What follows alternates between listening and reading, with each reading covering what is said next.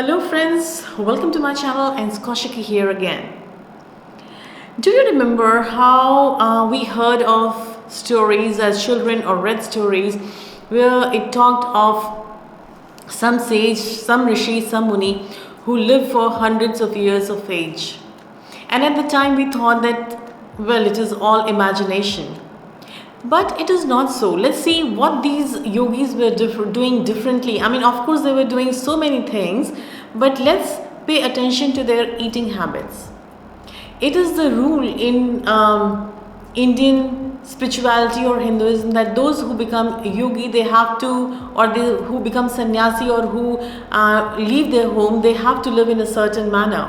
And as far as their food is concerned, they are supposed to go asking for it and get it from door to door. They move and then they accumulate the food, whatever the people there used to give them. And it was supposed that this food should be uncooked. It should not be a cooked food, which they were supposed to bring back home and then cook it and eat it, apart for doing their spiritual things like meditation, etc. That is obviously apart for their eating habits. So which simply meant that they had to fend for what they were eating. There was certain amount of uncertainty. They did not know from where the food was coming. They were actually on the mercy or the will of the people who were providing them with the food, and obviously for that they had to do a lot of walking, a lot of exercise. They had to go against, I mean, there were things which were adverse to their survival of the yogis. Against that they were working, and then they were getting raw material to cook it. That means whatever was cooked was all fresh, there was nothing stale, and they would eat it. So which would mean that to get one meal they had to work so hard, and that would simply mean that obviously they would be calorie deficient, and they would not be eating up to the full maximum capacity, just like we do in today's modern time, like where we have access to Zomatos and Swiggies, and then we can go on Sundays to the malls and all, as now COVID is settling down. So obviously people are going to malls and all. So you remember how much we stuff ourselves. That was not the case with them. So basically they were facing certain amount of adversity, even for something as basic as to eat, and which is needed for the survival of a human being.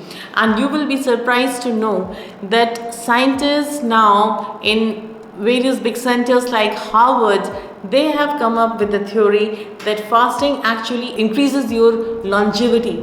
And it is not as if it has got something to do with intermittent fasting of any sort. Like if you are eating less calories than what you are supposed to eat, like if you leave your stomach 20% empty and eat only 80% of the capacity, you are more likely to live longer and healthier. So that is what we all are aiming for. We all wish to live long, and we all wish to live healthy. And this is a very simple thing that all of us can practice, that is not eat up to the maximum of our capacity.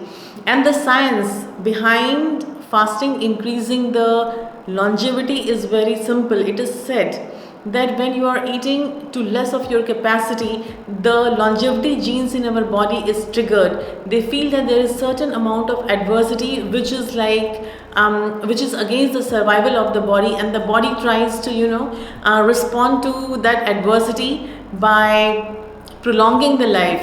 And likewise goes for if you give yourself small stressors in life, like say for example when you are lifting weights.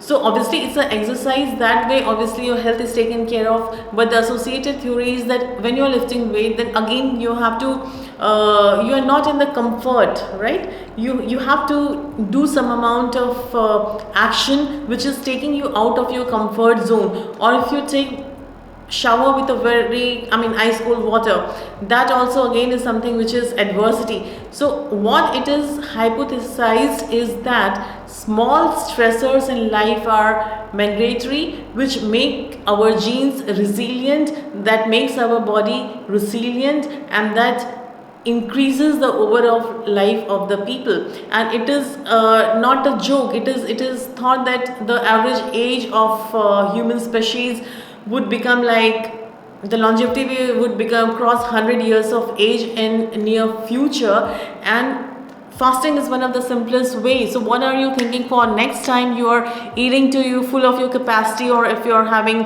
puris and puas or burgers or pastas?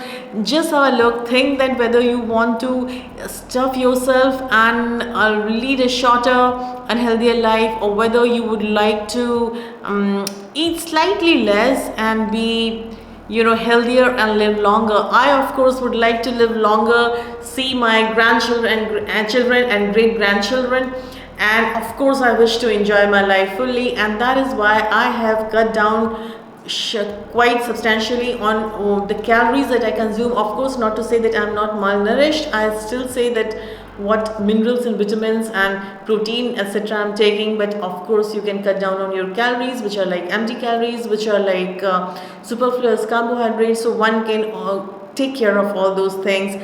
And yeah, so definitely give it a thought. It's a food for thought, that is fasting. So food for thought is fasting, and till we meet next time, have a great week ahead.